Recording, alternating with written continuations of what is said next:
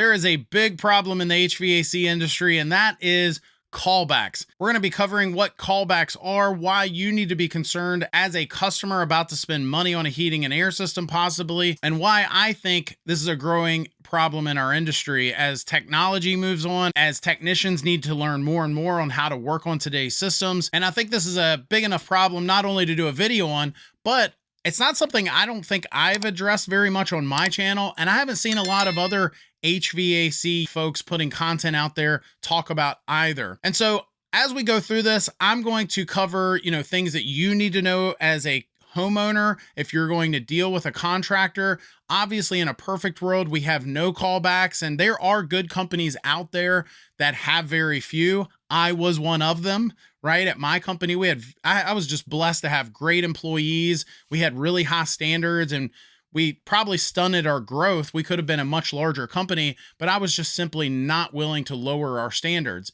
And so did we never have a callback? No, that would be dishonest if I were to say that. When other contractors say they've never had a single callback, I'm like, really? You've never had a customer call you and say, I don't think this thermostat's working, and you get out there and it is, or whatever the case is. I think that it would be disingenuous for any contractor, any heating and air technician to say they've never had a single callback, right? But I think that there is times when there are callbacks, and then there are times when there are too many callbacks. And how many are too many? You might say one. One is too many for me, Josh. If I spent thousands of dollars and I bought this new heating and air system and a company installed it, and I find out within a day, a week, a month that there's something wrong with that new system, then that's too many callbacks. And I actually would agree with you if you were to say that, but I'm just realistic. I know how things work, and I just know that there are times when folks might have a callback. Let's go through some things you need to know here. Let's go through some of the problems I'm seeing and some things you need to know up front. The first thing is, how many are too many in the contractor's view, right?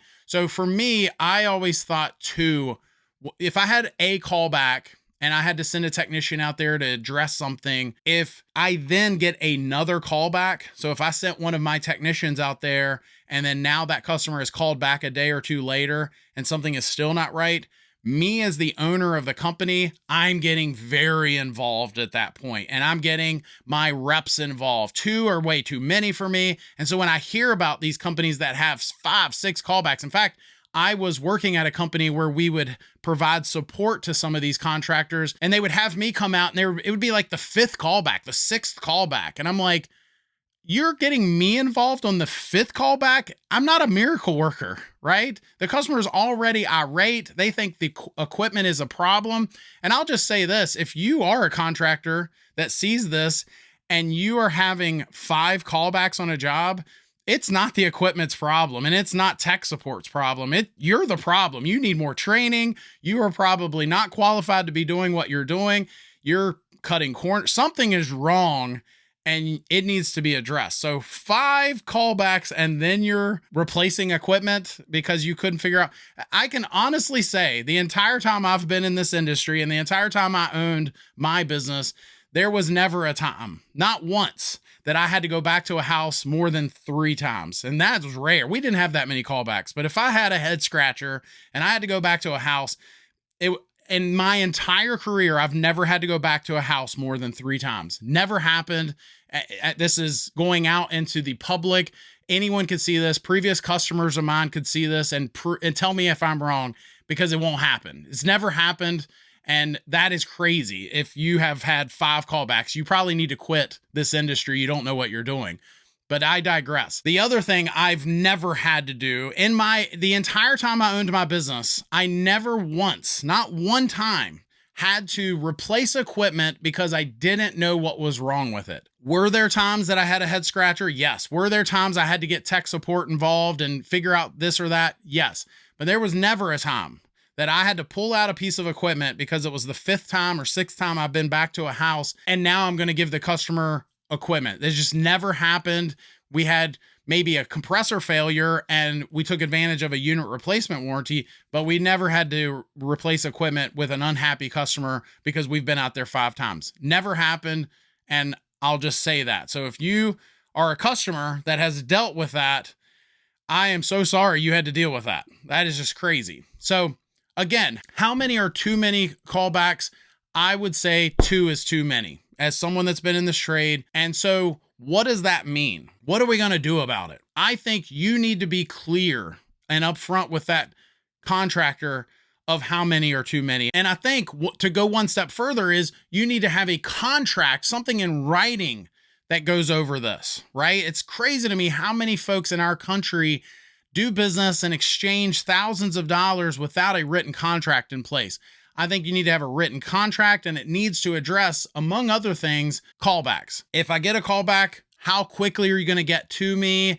What are you going to do about it? Like, are you going to give me space heaters during the winter or portable units during the summer? What are you going to do about it? If it's been 2 callbacks, what then? Are we now talking about what's going to happen as far as tech support getting involved or new equipment or whatever it is? I want to know upfront, how is this going to be handled? And the other thing I would want to know up front is warranty. What's the warranty say about all this? There are companies out there, I used to do business with one of them, that says if you have more than 2, so if you have 3 callbacks on a particular piece of equipment, this company I'm talking about would address that even in a long period of time. So in, like, say 5-year time span, if there were 3 callbacks on that same piece of equipment, they would replace the equipment. They would give you a new piece of equipment. Or maybe the company has a unit replacement warranty program where if there's a major failure, like a condensing coil leaking or a compressor or whatever that failure is, and they will give you a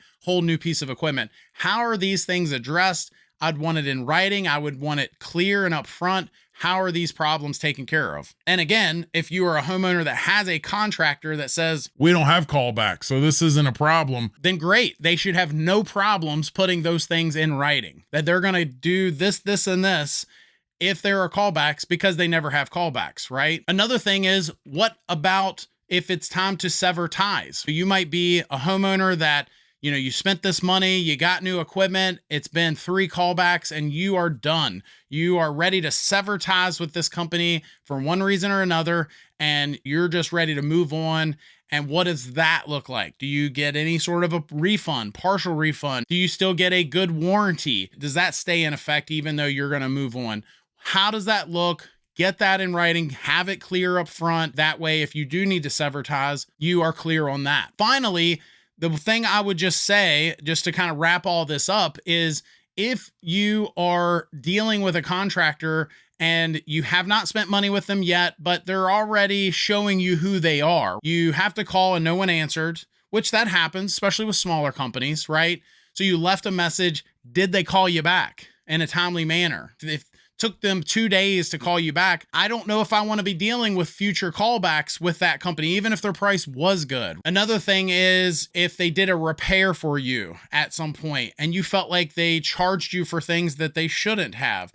That's something to know, because if you have future callbacks that in your mind should be completely covered, it's a brand new system, but they've shown you who they are, that's something you want to make note of. Point here is let them show you who they are, and then you should be deciding based on future scenarios whether or not you want to spend a lot of money with that contractor. Again, I hope you never have to deal with callbacks. I hope you spend money on your system and then you become strangers with your heating and air company again for years to come. That's the goal here, but I'd love to hear your thoughts. Leave me a comment down in the comment section. There's always different angles to look at this. Make sure you hit that subscribe button if you're getting any value out of our content.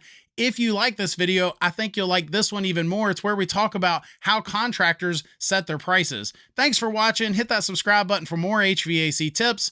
We'll see you next time.